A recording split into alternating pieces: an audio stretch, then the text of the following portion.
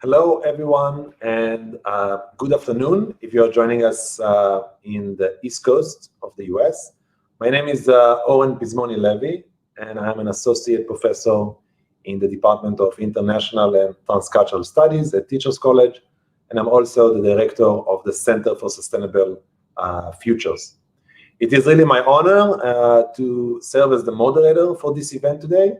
And in a minute, I'm going to introduce our fabulous set of speakers. But first, let me tell you a little bit about our center. The Center for Sustainable Futures was launched last year after a couple of years of working at the college. Our center basically envisions a regenerative world in which we achieve the balance between the planet, people, and prosperity. We do this kind of work through original research, through mentoring of students and other professionals, and I think most importantly, we do that through convening stakeholders that have something to do or say about sustainability.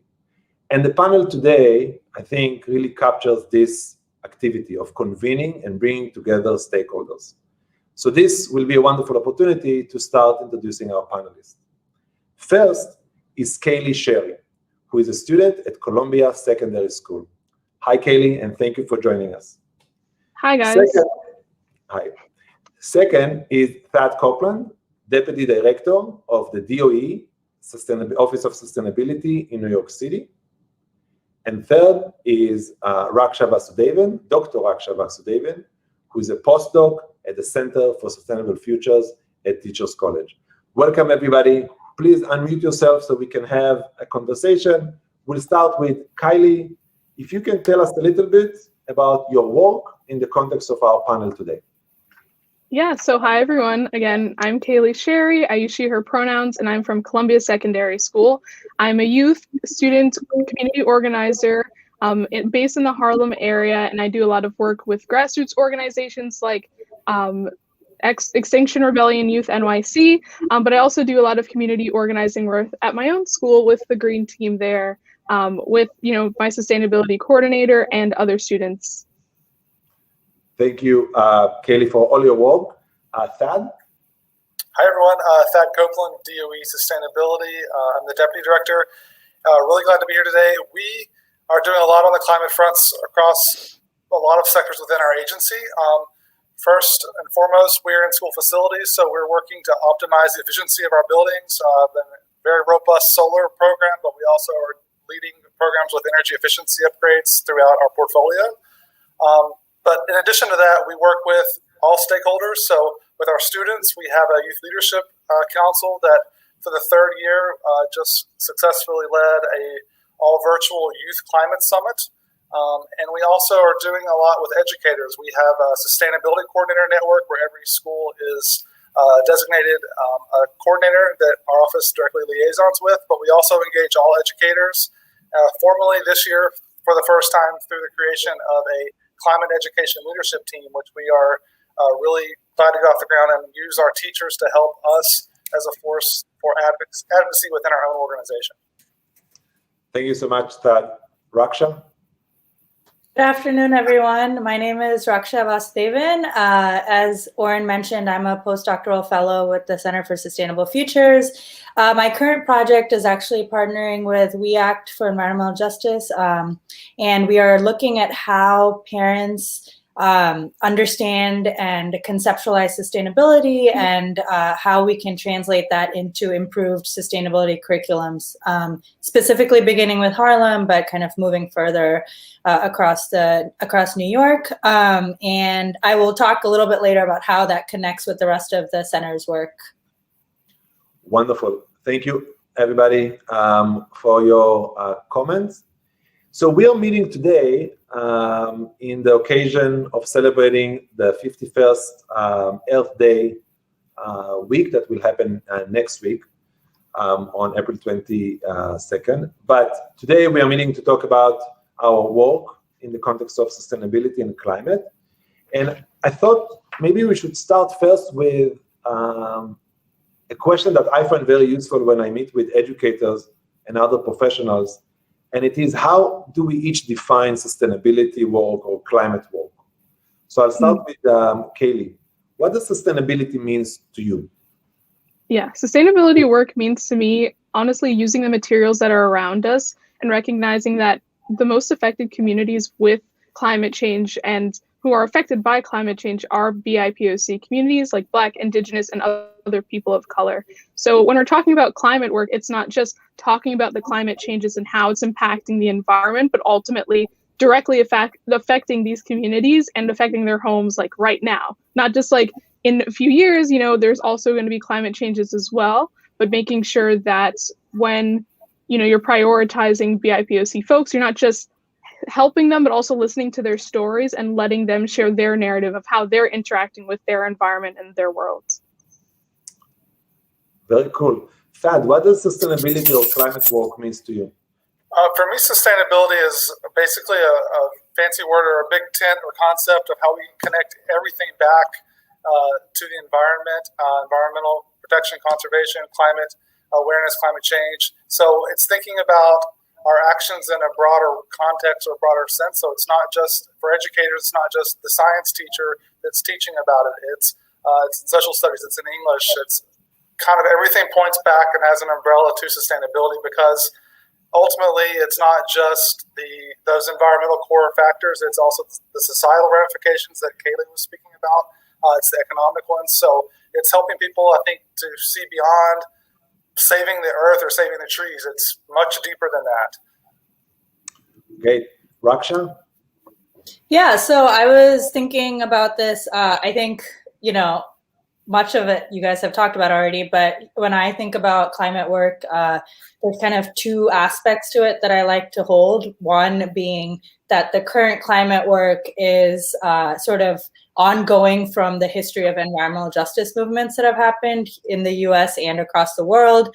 And so environmental justice really talking about how capitalism produces uneven spaces and uneven geographies, and certain populations are left to sort of deal with the environmental conditions and the remnants of these sort of capitalist movements. And so then when you look at sort of how people over time have been involved in the environmental movement, we can understand that the climate work is an extension of this work, right? And so we understand exactly what Kaylee was saying, that these that the environment and climate and sustainability work is wrapped up with all these other social issues.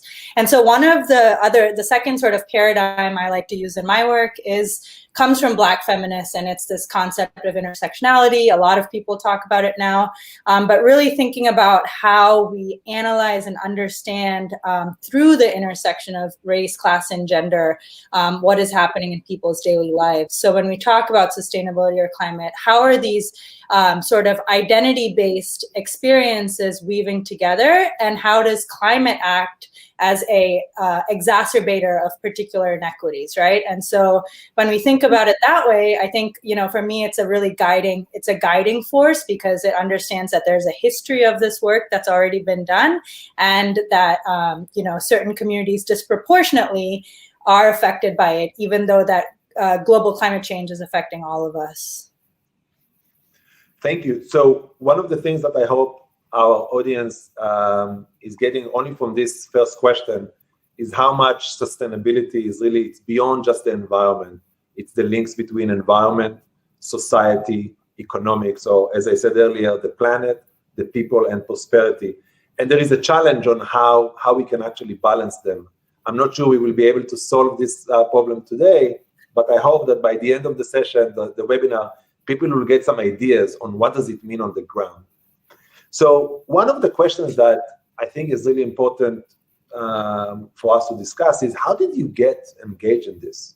This is not something that someone is, when you ask a 5-year-old, what do you want to be when you're older? I want to be a sustainable or climate activist. How did you get to this kind of work? Kaylee, go ahead. Yeah, I think sustainability comes in different forms. So I first saw it with my mother. When she would save containers, she would reuse them.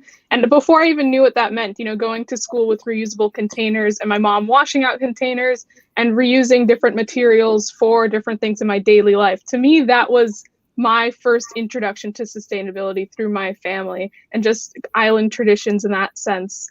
And I think I really started getting into sustainability work when I realized that there was a name for it. I was like, well, this is so cool. I like to reuse the things that I'm using. I like to hold corporations accountable. Like, I didn't realize that there was work surrounded with this. And then I got linked to many of these great youth organizations, and also with the sustainability coordinator at my school, to kind of talk about these issues and also hold corporations and those lawmakers accountable for the laws that they're making in regards to sustainability.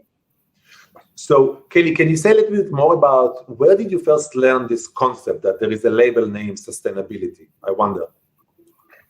Yeah, I think that's when I first came to my middle school is when I first learned the term of sustainability. Again, I keep shouting out my sustainability coordinator at my school, but she did a lot of great work with my green team and talking and educating us about these different terms, because it's always there and sometimes you may not realize what the term is. And I first heard the term of sustainability coming to my school saying like, hey, we are a zero waste school. We have compost initiatives, which Thad can probably talk a lot more about, and saying that we're actively trying to be sustainable. And then I was like, oh, it clicked it with me. I was like, okay, so that's what sustainability means. Great. Thank you. Thad, how did you come to this movement or this kind of work? Interestingly, not too dissimilar from Kaylee in that it was out of an early interest in consumerism and reusing items and the whole recycling pathway. In elementary school, I was one of the few classmates that started the first ever recycling club in my elementary school. So I don't know why I was interested in fifth grade about this, but I was. And then I kind of distanced myself. But as I got into undergraduate, I studied international studies. And it was actually through that pathway that I began to see the world in a different way and connected dots more broadly to see that what was happening around me and basically beyond where I lived and where I grew up. And that made me be interested even more in this subject. And it wasn't until grad school that I actually really dove into sustainability. And I chose it really because I wanted to be a change maker. And I felt like this was an area that I could contribute. And Thad, how do one becomes deputy director of sustainability in a large city like New York? Like what's the process? Can you tell us a little bit about the main milestones in a career? Sure. I mean, for me, when I finished grad school, I was in D.C. doing some policy work, and then I came to New York where I was working with an environmental organization, Grow NYC. A lot of people are familiar with them, leading one of their environmental education programs. I was working directly in New York City schools, and through that program, we were working with about 100 schools, and I got my exposure to the DOE Office of Sustainability through that program, and actually my first really head-on interaction with schools and the challenges with sustainability, but also the opportunities. So for me, it combined, again, those early interests of recycling and waste management and conservation, but really added jet fuel on it when I took this job at DOE, because very quickly sustainability that's one part of what we do, and so for me it was really a great opportunity to broaden my experience and the scope. Great, thank you so much, Thad. And I want to remind the audience that throughout the conversation we are going to reference different ideas like sustainability coordinator or zero waste school or different theories that Raksha mentioned. And I invite everybody to ask questions through using the chat option. We will collect your questions in the Q&A, and we can come and revisit and answer these kind of questions. Going to Raksha. Raksha, how did you come to do this kind of work?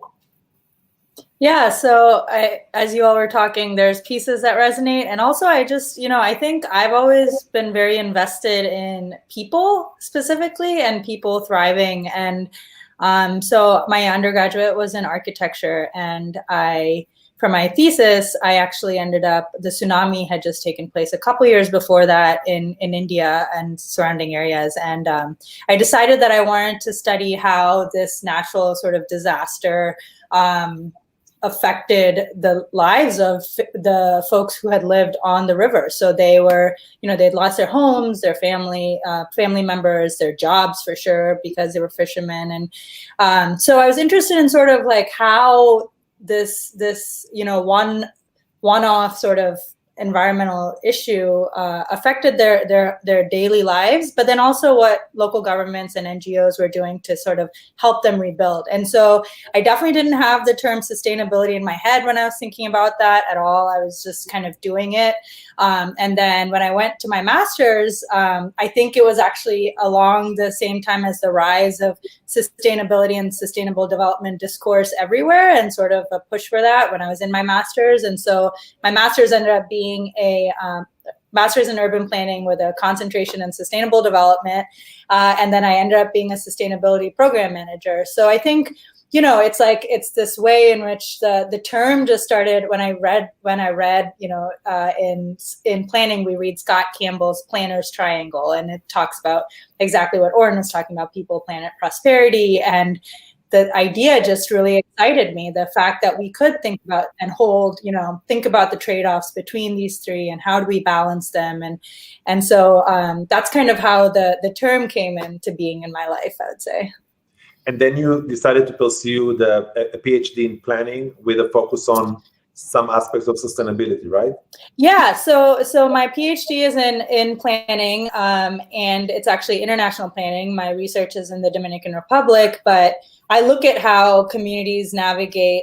They are on the river, and they have faced disinvestment from the local and central government. So I look at how, despite sort of disinvestment from the state, they do things around the neighborhood, including trash. They're in charge of their own trash cleanup, paving roads, taking care of the river. So sort of grassroots environmental organizing, despite sort of a lack of interest from the state. So great. So I hope everybody who is watching us has a better idea now of how one can become a person involved in sustainability. Let's move to the next question, and it is, how do you approach sustainability work in your own organization? So, Kaylee, if you can speak about your school or the community, what does it mean to do sustainability work? Give us a couple of examples. Yeah, I think an example of sustainability work, I think the main thing is always telling stories is where I like to start off. I think that's one way in order to understand kind of the issue from a narrative perspective before you understand it from like analytical perspective or science perspective. So what does that work look like? Specifically in my school, that looks like talking with students and teachers about what sustainability is, what environmental justice is, what environmental racism is, and asking students to, do research on their own and find ways that they can make impacts within their own life whether it's now since we're all like kind of quarantined, like what are sustainable actions that they're doing, like what are ways that they can promote their family to do sustainable actions. And then from like a grassroots organizing perspective with youth orgs, that looks like, you know, doing actions with nonviolent direct action, whether it's like a demonstration or directly talking to these lawmakers and politicians and saying like, hey, we want sustainable actions and we want sustainable laws. And as a youth, like talking to them and facilitating those conversations. When you mentioned the policymakers, do you do work like lobbying work directly with them, petitioning them or meeting with them? Is that part of the work that you do? Currently not as much. I used to do it a little bit more when it was not in quarantine, but I do have some friends where that's mainly their focus. My focus primarily is on the education standpoint, but the cool thing is about sustainability and advocacy work is that there's so many different levels to it. Like as I'm working, you know, educating students at my school, but also in the greater New York City area, there's other people who are working on the policy making side. And sometimes we, you know, overlap our work and we often meet and talk about things as well. Thank you so much. That's great. Thad, tell us a little bit about how do you approach sustainability in your own work? Sure. So, I mean, we are the Office of Sustainability, so it's baked into the core of what we do. But really, it's about creating systems and making this become more baked into the culture of the entire agency. And we do that in a lot of different ways, depending on who we're working with. I mean, obviously, the biggest group that has the most influence in the DOE are our students. There's 1.1 million of them, which Kaylee is one of those. And so one of the ways recently in the last few years is working to create within our own office a youth leadership council where it's 35 to 40 high school students that meet with our office once a month that give direct input on what we're doing. They help us design some of our programs, but also it's a great leadership opportunity for them to grow in this field and to develop their voice and to help us with messaging to other students about sustainability. And another big group we work with is with our Custodian Engineers. So it's coming to that stakeholder group with where they are, meeting them with where they are, explaining to them. Maybe you want to tell them why it's important, but also getting them to buy into it. And for a custodian, a lot of them this sustainability may not be their first priority, but they do like to have an efficiently run building. So you approach it from that angle where it's, again, if they're interested in energy conservation, maybe less so in the waste management. So whatever you find out they're interested in, you want to speak to that and build upon that. Those are just two examples. We're also working with, as I said, our Sustainability Coordinator Network, which, Oren, we obviously collaborate closely with Teachers College through our partnership with that too, and a lot of other external partners. So there's opportunity across many sectors. They're all kind of moving at the same time, so it can be challenging because we try to have all of these opportunities running in parallel and tandem, though sometimes some things move faster than others depending on just where we are with the cycle of the school year or with a new city policy that's been passed that changes how we operate. So lots of things, but generally that's in a nutshell, I guess. So it sounds like, Thad, in your area of working in the local government, there's a lot of work around coordinating efforts of multiple stakeholders, sometimes in the same building, sometimes in multiple buildings. It sounds like a lot of coordination work. Also within other offices too. For instance, we work closely with the Office of Food and Nutrition Services, which has a huge footprint with, you think about the food being served there, the opportunity to cut down on food waste, how food's packaged. So that's another example. And you mentioned the Sustainability Coordinators Network. Do you want to say a little bit about that? Because it seems like that's an important mechanism of influencing change in the city. Sure, it is. So, I mean, New York is unique in that the city has a DOE Chancellor's regulation that requires every principal to appoint someone to be a sustainability coordinator every year in their school building. And so that person is then, when they're designated, by de facto works with our office, and we support them to work to form a green team, which is often a small group of students. I think Kaylee's on the green team in her school. Students and staff to lead these efforts at the school-based local level. And there's other parts of that too that are a little more bureaucratic in nature, like the sustainability plan every year that the coordinator has to submit and a survey. So that's one example. But I think the real thing that I want to convey on this is that the coordinator is like the tip. And when I say network, we're trying two things. We're trying to make sure that the coordinators feel supported across all schools and connecting them to each other. So it's not just someone doing this work in isolation with support from our office, but we want them to know there's other people out there doing this. But more importantly, we don't want this person to feel like they're shouldering it for the whole school. So it's all about helping that person feel like they can build capacity and have authority within their school to lead this from within. So is it giving a presentation at a faculty meeting to recruit volunteers or just explain what they're doing and what the goals are? Or is it having a conversation with your administrator to get more buy-in and support from them? So these are examples of how we're trying as an office to build a bigger effort. So it's not just one person leading this, but it's anyone in the DOE can do this and needs to do it. That's wonderful. And we already heard from Kaylee earlier on how influential these coordinators are. And she has a very good one, I will say. Raksha, how does sustainability work look in your area? Yeah, so I'll kind of jump off where I left off at the last question. So with my dissertation work, for example, La Sursa is one of several communities along the river in Santo Domingo in the Dominican Republic that have, I said, historically seen disinvestment from the state. And so they've really taken ownership of environmental cleanup as well as other planning infrastructure issues for years now. What's interesting is in this current juncture, environmental remediation is actually used as a means to displace folks. And in some cases, that has been for actual floodplain cleanup and remediation, and in other cases for actually more of a sort of production of more building, right? More capital. And so I use this story to say that I think for academics and for those of us who do research, the storytelling that Kaylee talks about is really crucial. It's understanding the sort of structural undercurrents in local contexts and how climate change from a science point of view, but also from a story point of view, actually is felt, the climate crisis is felt in the everyday lives of people, and how that crisis is not the only crisis that they're dealing with in their everyday lives, right? So how do we start to use these stories to actually build an understanding of what is happening locally? And then we can think about what that means to sort of grow up and engage in solidarity movements, right?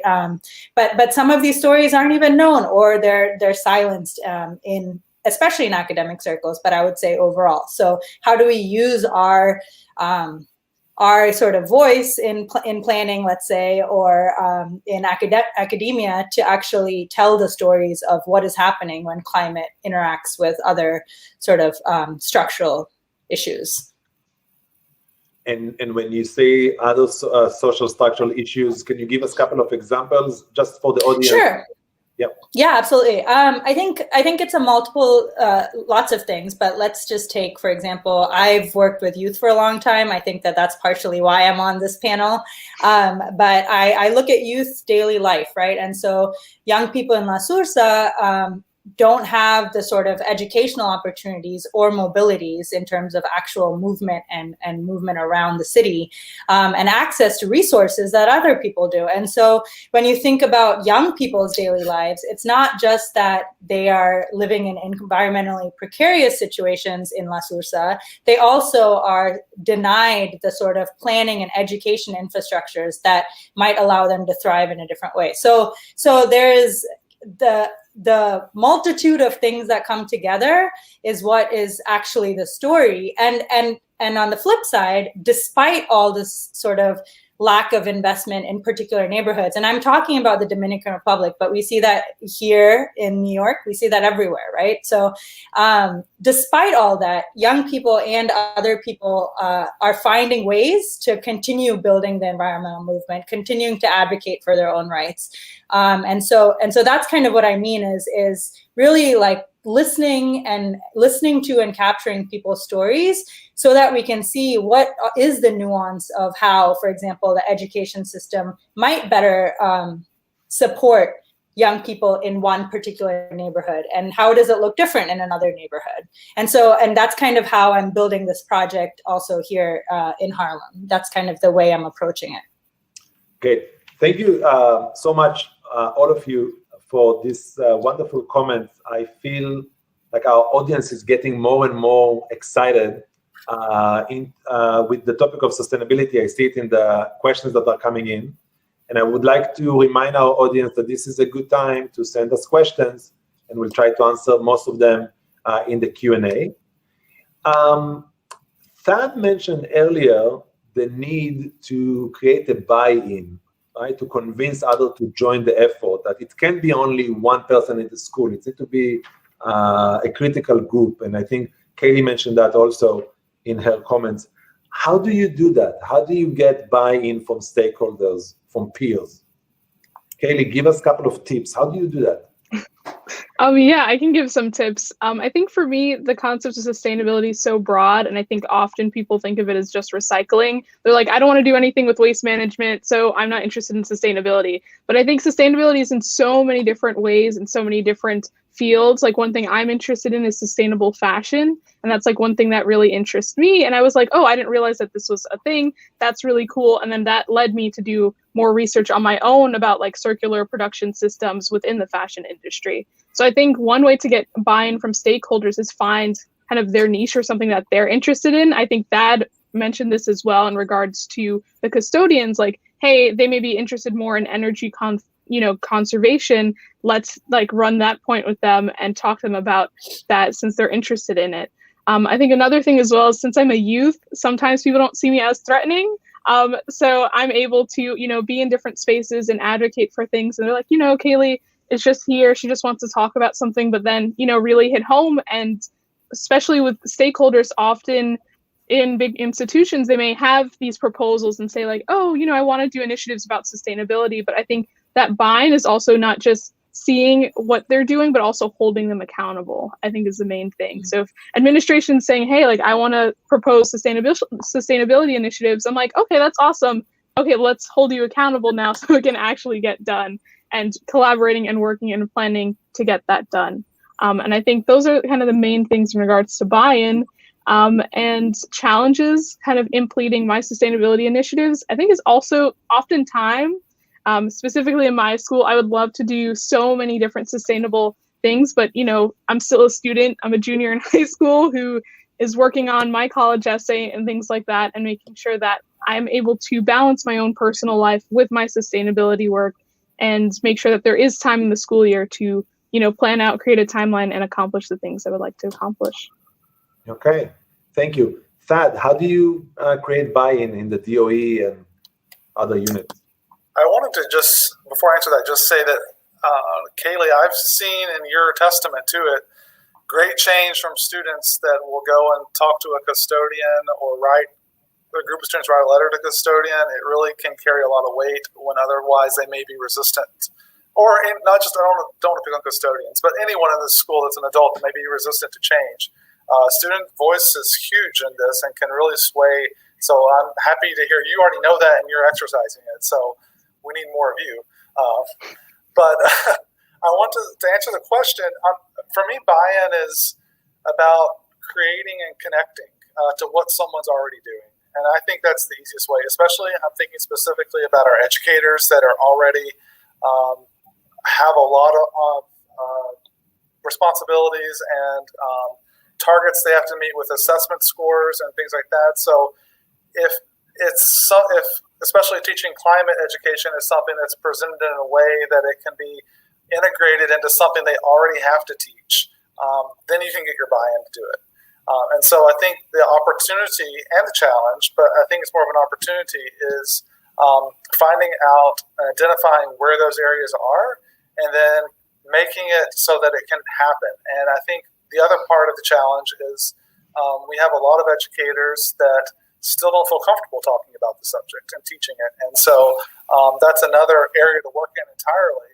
But I think the first thing to start with is making those connections clear and obvious and actionable for educators. Okay.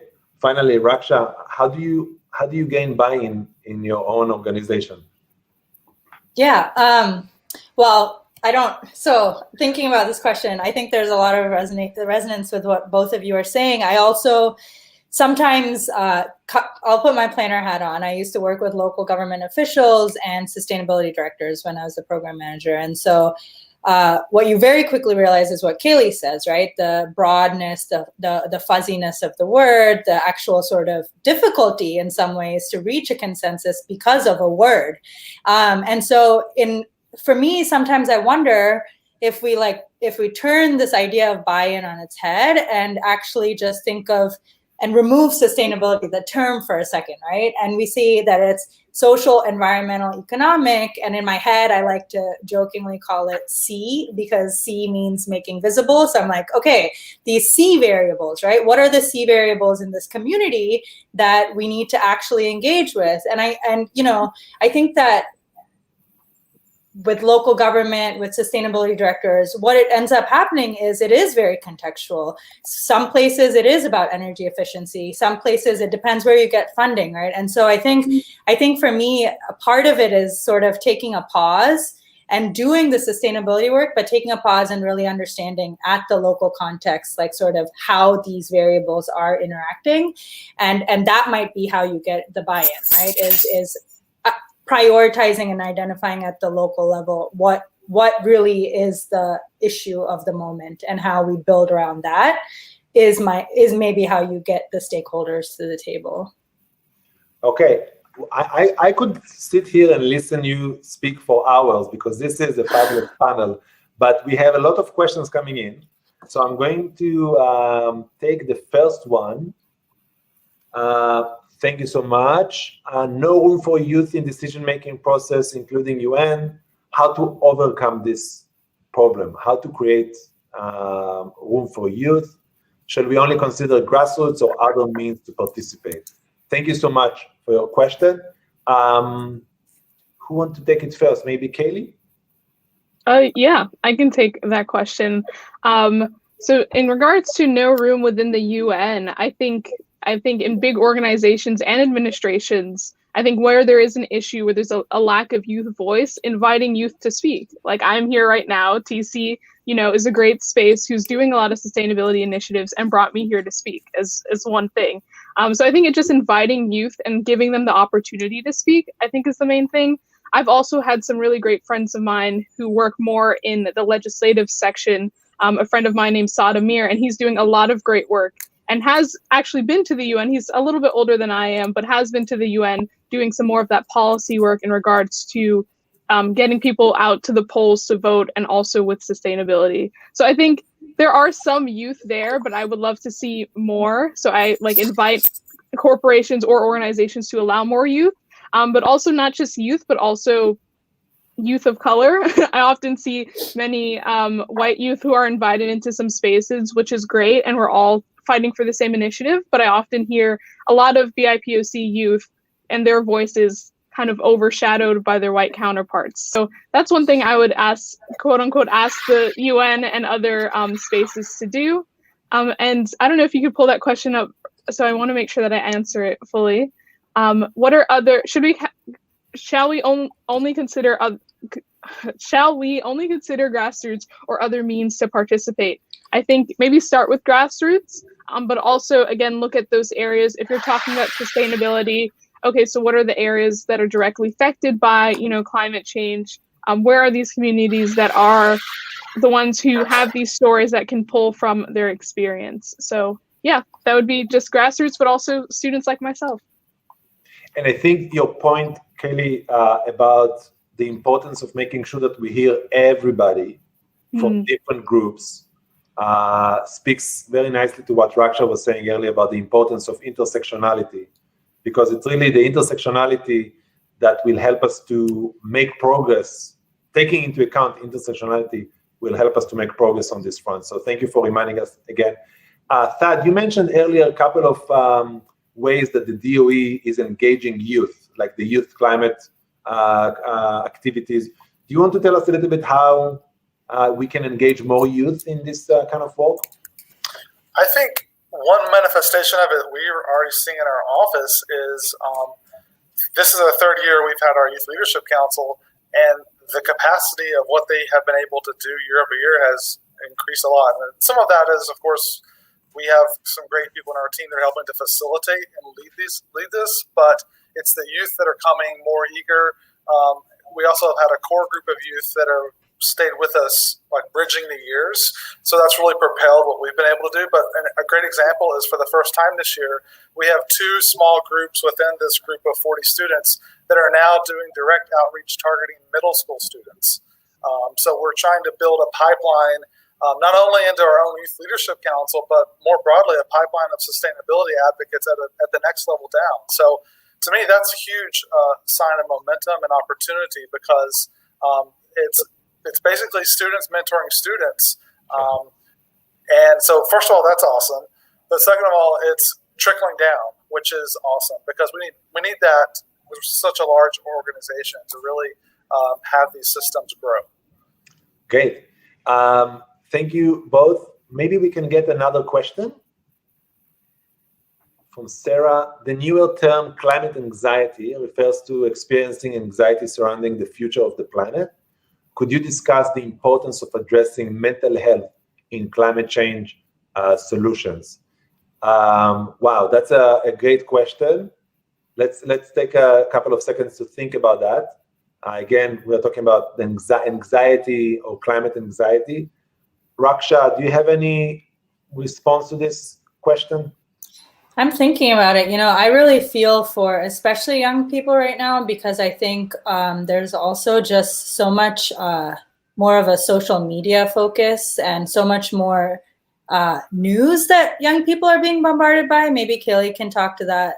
But interestingly, I don't know a lot about this. I will say there is someone who's starting to study it at TC, and they actually were talking to me about this also. But yeah, I don't know how to address that, except that I recognize that these anxieties are just compounded with other anxieties, right? And so I'm not sure that it would be easy to tease one out from another. But yeah, I don't know, Kaylee or Thad. Yeah, I can talk about it briefly. On the topic of sustainability, I know people often think about sustainability in regards to our planet and our climate, but I also think of sustainability within our community. And one of those aspects is through mental health. Mental health is a real thing, and people go through it. And climate anxiety is definitely something that I've often felt, or my peers as well, because we're doing this work and you can kind of get in the moment and you're like, wait, like, yeah, like if nobody acts, like what's going to happen to our world, and we're the future, and with all these effects, there's going to be nothing left for us. And I think in these spaces, I think a good thing to do is just acknowledge it.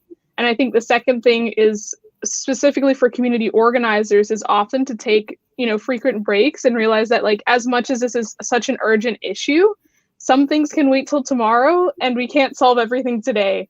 As simple as that sounds, because once you kind of get in the heat in the moment, you're like, I just want to make sure I can do everything right now because I'm trying to save my planet. But we're also people in school. I'm a junior in high school, and I'm going into college, and I want to make sure that I prioritize my schoolwork, but also prioritize the social organizing work and the social justice and climate justice organizing work that I'm doing within my community.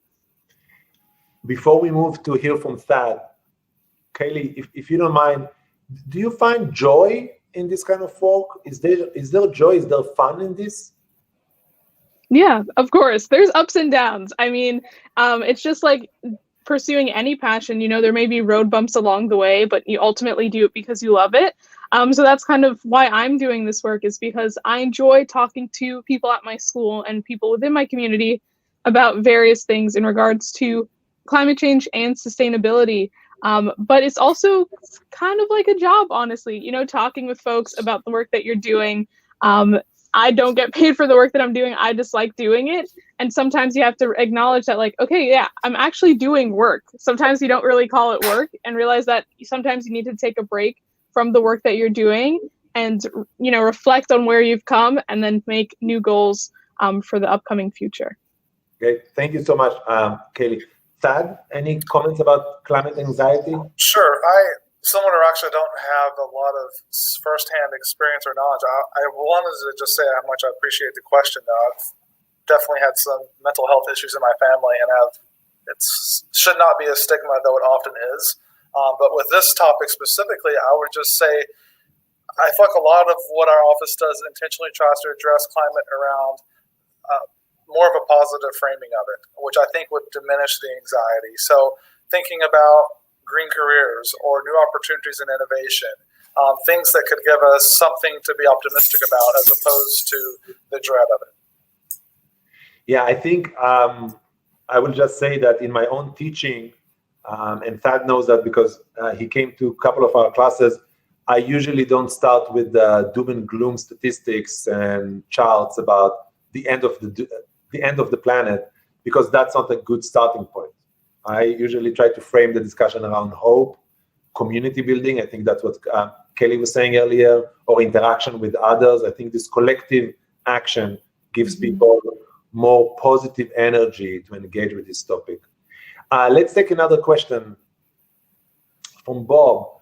What is known about young sustainability activists in Oklahoma, South Dakota, West Virginia, red states? That's actually a great question. We have a doctoral student who is actually working now on youth climate activists. Unfortunately, she's not working in these states, but maybe Thad, can you say something about the politics of this? Oh, geez. Well, are you picking on me because I'm from Alabama? You said that. I don't know if I want to speak to the politics of it, but I wish I had some examples. My family is still from the South, a very red state. I've seen shifts with how climate change is being talked about as more of a fact and less of a skeptical point. But I don't know if I can address anything around the youth realm. I don't have a lot of knowledge firsthand about students in Alabama, unfortunately. I do hope that there is a sway there, and I would think maybe it could even be a point of action for some of our New York City students to try to build some bridges with students in these other pockets of our country to let them feel supported and uplifted to do this kind of work. Raksha, maybe you can speak about this issue, not necessarily on red state, blue states in the US, but the fact that you're working abroad in a different context. How much politics might shape a youth climate activist work? Yeah, I actually, and this won't necessarily get quite to the red state conversation. I'm not familiar with the youth activists in red states, but thinking through what we were going to talk about here, I think there's also, so there are the sort of visible youth climate activists, the ones who are in the forefront, the ones who have the ability to engage with social media and be sort of persistent and visible and loud. And I think those people are one group to pay attention to. And then there's a lot of youth climate activists who are working, on the ground in their communities, sort of silent workers, if that makes sense, sort of the silent activists. And, you see that in the Dominican Republic. There are youth climate activists that are at the sort of forefront, and those are the ones, that might be the ones that are better at sort of the solidarity building across geographies. But just to acknowledge that, despite political circumstances, young people are finding ways to work sort of at their neighborhood or school or community level. And part of it is just for survival and for sort of making sure that their home is a place they want to be. And so youth climate activists, at least in my experience, come in all forms. And so I think that recognition kind of moves beyond any sort of necessarily political will or not. And that sort of is a resistance tactic in some ways. So I will just add that we do know from other cases of progressive movements, for example, the LGBT movement, that in many cases, LGBT youth activists in red states were the one that were able to push the discussion even further. I'm thinking about activists in Utah and activists in Texas, youth activists that really pushed their schools to open up and to accept the gay-straight alliances in the 90s. So if we can compare these two cases, I think there is actually hope, even with the politics that we are living in, that youth climate activists in red states will be able to have success in their own work. Let's take one final question from Manya. What summits or platforms do you suggest for youth to exchange ideas, good practices from the global community? What a wonderful final questions. Thank you, Manya. Kaylee, I think this question will be great if you can offer some tips. Yeah, I've been in multiple different spaces or quote unquote platforms where I've been able to exchange my stories and ideas with youth. Again, shout out to the DOE sustainability team, and they recently had their youth climate summit, and I was able to attend and meet students from other schools and be able to facilitate conversations regarding sustainability. I've also seen a lot of this work within youth climate advocacy spaces. So like within grassroots organizations, I've started to see a lot more pop up in the most recent years, a lot in New York City, but also internationally. And those are also great spaces to kind of facilitate those conversations, but also the youth at the center. You know, there's some youth working with folks at the Center of Sustainability who are also talking amongst themselves about initiatives. So I think looking at, you know, other institutions that have sustainability offices or have sustainability even classes and try to create those spaces. You know, we're talking about red states. If there's not a space already there, creating one. And if there is a space there, trying to find it, I think is a big thing. Okay. Thad, any suggestion for platforms or? Sure. Two organizations, I don't know about their platforms, but they definitely are great resources that have really benefited our office. One is the Wild Center. They're in upstate New York in the Adirondacks. They really have, I think, pioneered this model of the Youth Climate Action Plan, which is a core part of our Youth Climate Summit. So it's a framework or outline for students and youth to leave with to guide their next steps. So check out their website. The other one is an organization in Minnesota called Climate Generation. They work a lot with climate education. They also do things on the student front. Great national organization with a lot of roots in this and a lot of resources. Thank you so much. Raksha. Yeah, so kind of two different pieces come to mind. One, I want to mention the Fridays for Future. Actually, they have a really robust way of engaging both on the web platform, but also through Instagram. And you see these sort of intersectional issues being talked about by young people. And it's really wonderful. So I encourage people to join that if you haven't yet. And then just want to highlight some of the resources we have at the Center for Sustainable Futures. So the first being, and this actually gets to one of the earlier questions about the UN, but there was a talk yesterday and it's on our website. But if you go, it's by the Sustainable Development Solutions Network, which is a global initiative by the UN. And basically what they're trying to do is analyze curriculum across, I want to say 5 countries, with 60 researchers who have looked through all the sort of national textbooks to understand how sustainability is integrated into the curriculum and sort of build a toolkit for better implementing sustainability across schools. So from the sort of researcher and practitioner side, that's a really useful resource, and it's ongoing. And they also work with young people. So and it's led by young people, which is really fantastic. And then the other one I want to mention from the center is, Kaylee just briefly mentioned it, but Youth at the Center. And so it's a new program that is led by 2 young people who are master's students and climate activists themselves. And they really started it to bring together youth climate activists around New York City and see how we can serve them. So when we think about what institutions like Teachers College can do, we have the financial and institutional resources to really support young people who are already doing the bulk of the work. And so Youth at the Center is one such initiative where we're bringing young people together so that they can talk and tell us what they need. And so definitely check both of those resources out, amongst other things, at the Center for Sustainable Futures. Thank you so much, all of you, for these wonderful conversations. And thank you, Bob. And I would like to conclude the meeting that we had today with just touching on a couple of points that we made. One is that we are meeting a week ahead of Earth Day. We're celebrating the 51st anniversary. This year, the theme is restoring our Earth. And I feel like our panel today, I hope, restored the hope in many people watching us that this is possible. We can actually get it done.